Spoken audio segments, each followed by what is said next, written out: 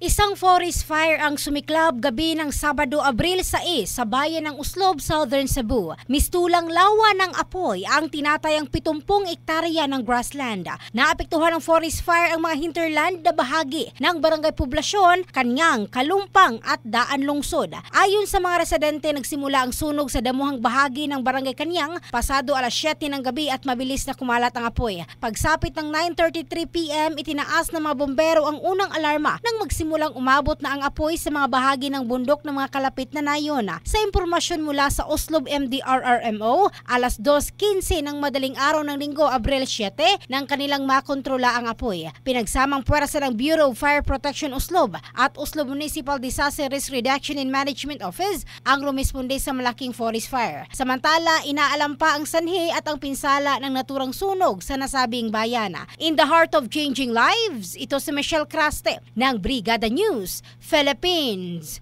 the Music and News Authority.